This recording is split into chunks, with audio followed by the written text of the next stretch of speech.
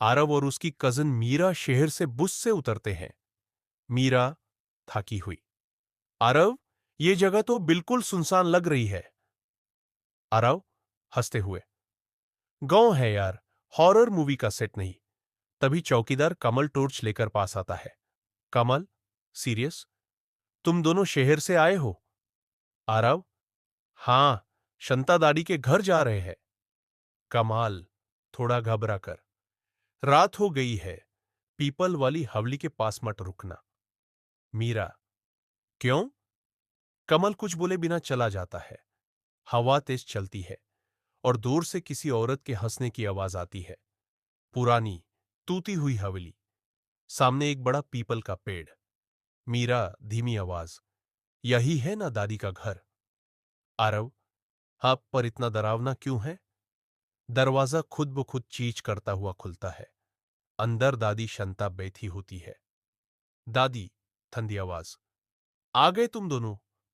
मीरा, दादी आप ठीक तो हो ना? दादी सिर्फ उन्हें घूरती रहती है। रात को खाने के बाद। मीरा, दादी सब लोग पीपल के पेड़ से क्यों डरते हैं? दादी का चेहरा सख्त हो जाता है। दादी, वहां वसुंधरा रहती है।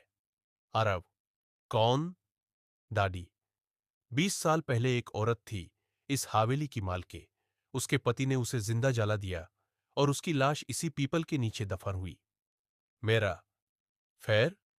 दादी, उसकी आत्मा अब तक भटक रही है, खून मांगती है। अचानक बाहर से थक थक थक पैरों की आवाज, खिड़की पर किसी औरत का साया। मीरा चीखती है। उसी रात आरव को आवाज आती है, आरव।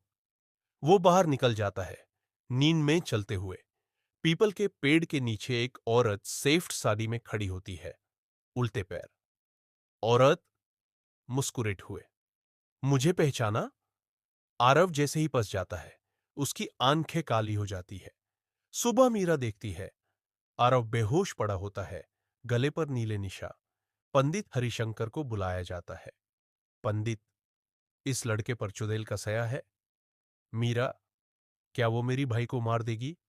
पंडित, अगले पूर्णिमा तक अगर इसका उपाय न हुआ तो ये मर जाएगा। दादी चुपचाप सुन रही होती है। पंडित दादी को देखकर, और तुम सच क्यों छुपा रही हो? दादी का चेहरा टूट जाता है। दादी रोते हुए, वसुंधरा मेरी बहन थी। सब शॉक्ड।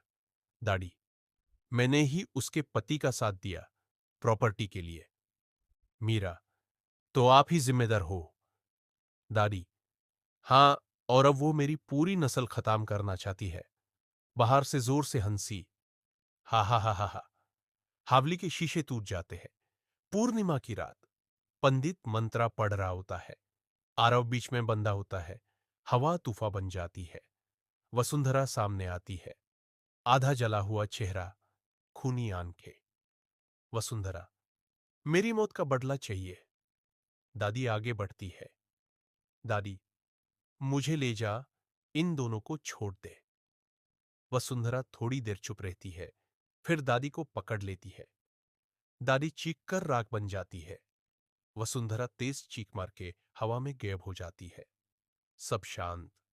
सुबह आरव ठीक होता है। मीरा, सब खत्म हो गया।